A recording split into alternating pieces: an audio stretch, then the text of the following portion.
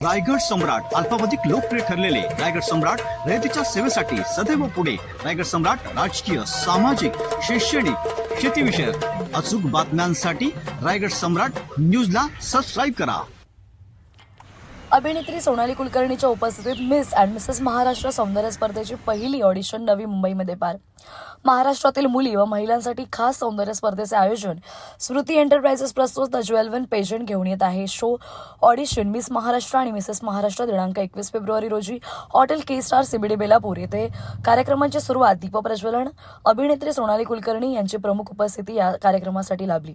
या कार्यक्रमासाठी प्रसिद्ध अभिनेत्री सोनाली कुलकर्णी, प्रसिद्ध कलाकार, पर्यवेक्षक म्हणून जयेश पाटील, अश्मिक कामटे, डॉक्टर डिंपल पडावे, केतन अरमरकर, सौम्या नायर, किशोर यशोद, सोपान शेडगे, आयोजक स्मृती बोंडगे, आधार शिंदे यांच्या हस्ते दीपप्रज्वलन करण्यात आले.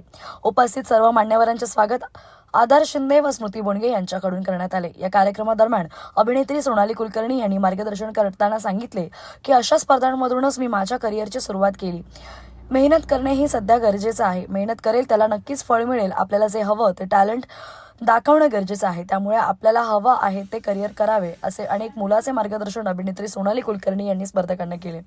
मिस आणि मिसेस महाराष्ट्र सौंदर्य स्पर्धेत सुमारे 85 मुली व स्त्रियांनी सहभाग घेतला असून या सर्वांचे कौतुक अभिनेत्री सोनाली कुलकर्णी यांनी केले.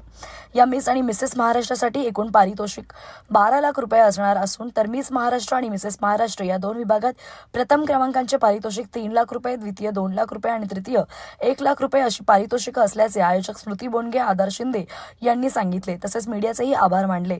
चंद्रकांत जयबये, मंजुषा गोतकर, रुपाली वाजे यांनी मेहनत घेणाऱ्या सर्वांचे यावेळी आभार मानले. उत्साही वातावरण आहे. ऑफकोर्स मला असं वाटतं स्पर्धा ही खरं तर आपल्या आयुष्याचा, समाजाचा भाग आहे. आपण शाळेत प्रवेश केल्यापासनं ते स्पोर्ट्स असेल, इतर सगळ्याच गोष्टींमध्ये स्पर्धा ही कायम आपल्या आयुष्याचा भाग असते. त्यात अशा काही स्पर्धा असतात ज्यात आपण स्वतःहून भाग घेतो. म्हणजे एखादी सौंदर्य स्पर्धा, पण ही केवळ सौंदर्य स्पर्धा नसून खऱ्या अर्थाने तुमच्या सगळ्या गुणांना, तुमच्या आत्मविश्वासाला एक भरारी देणारी स्पर्धा आहे. अनेक अशा मुली आहेत जे कदाचित पहिल्यांदाच अशा एखाद्या प्लॅटफॉर्मवरून स्वतःला रिप्रेझेंट करत आहेत, स्वतःला प्रेझेंट करत आहेत. तर या सगळ्या वातावरणामध्ये मला असं वाटतं की तरुण मुलींना इथे मिस आणि मिसेस अशा दोन्ही स्पर्धा आहेत. सो मिसेस यांना देखील प्रत्येक मुलीला, गृहिणीला असेल किंवा तरुण मुलीला असेल, एक उत्तम संधी आहे स्वतःला सिद्ध करण्यासाठी. सिद्ध हे जगासाठी नाही तर स्वतःसाठी करण्यासाठी. सुंदर आत्मविश्वास देणारी ही स्पर्धा आहे. सो द ज्वेल पेजंट चे स्मृती एंटरप्राइजेसचे सर्व श्रुती, आधार या सगळ्यांना माझ्या मनापासून शुभेच्छा. आणि अर्थातच स्पर्धकांना खूप साऱ्या शुभेच्छा. महाराष्ट्रभरात ही स्पर्धा होणार आहे. केवळ नवी मुंबई, पुणे, मुंबई नाही, तर प्रयत्न असा आहे की महाराष्ट्रातल्या प्रत्येक मोठमोठ्या जिल्ह्यामध्ये ही स्पर्धा पोहोचावी. आजूबाजूच्या सगळ्या मुलींनी, तरुणींनी, गृहिणींनी येऊन यात भाग घ्यावा आणि स्वतःच्या स्वप्नांना एक नवी भरारी द्यावी. स्पर्धेने सगळं बदलत नाही, पण एक नवीन सुरुवात नक्की होते. तर ते पाऊल इथे मुलींचं पडलेलं आहे. त्या एका पावलामुळे, या स्पर्धेमुळे नक्कीच एक उत्तम सुरुवात होईल याची मला खात्री आहे. आणि ही संधी तर मिळाली आहे, पण त्याचं सोनं कसं करायचं हे प्रत्येक स्पर्धकाने करावा अशी मी त्यांना नक्कीच विनंती करेन. कारण संधी सारखी मिळत नसते. ती गमवू नका, त्याचं नक्कीच सोनं करा. मॅडम, तुम्ही म्हणालात की कलाकाराला एक वेगळा मंच लागतो, एक कुठेतरी भरारी मिळण्यासाठी, कॉन्फिडन्स मिळण्यासाठी, कुठेतरी स्वतःची कला सादर करण्यासाठी एक मंच लागतो. तो मंच अशाच पद्धतीचा मला मिळाला होता. त्यामुळे माझी ही सुरुवात अशाच एका स्पर्धेतून झाली आहे. त्यामुळे आय कॅन अंडरस्टँड की काय मनस्थिती असेल आता स्पर्धकांची, पण आय कॅन ऑल्सो अंडरस्टँड की काय पद्धतीने जर वापर केला मंचाचा तर आपण कुठपर्यंत जाऊ शकतो. थँक्यू. ही अपेक्षाही नव्हती.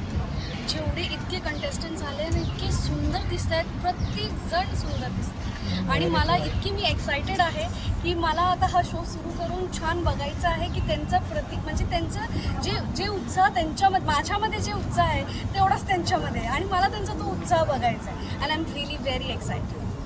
सुरुवात होणार आहे आणि आपल्यासारख्या मीडियाची साथ असली तरच आम्ही या स्पर्धकांपर्यंत पोहोचू शकू की ज्यांना खूप साऱ्या लोकांना याच्यामध्ये सहभागी होण्याची इच्छा आहे. तर यासाठी आम्हाला, आपल्यासारख्या मीडियासाठी आम्ही धन्यवाद देतो की ज्यांनी आम्हाला सपोर्ट केलेला आहे आणि आमच्या कार्यक्रमाला पाठिंबा दिलेला आहे. थँक्यू. आज होत आहे. याच्यानंतर 14 तारखेला 14 मार्च रोजी पुण्यामध्ये हे ऑडिशन होणार आहे. 28 मार्चला साधारणतः कोल्हापूर आहे. असेच प्रत्येक 3 महिने साधारणतः हे सर्व ऑडिशन चालणार आहेत आणि 27, 28, 29 यावेळेस मेमध्ये हा फिनाले आहे याचा पूर्ण. जे महाराष्ट्रातले 6 ऑडिशन संपणार आहेत.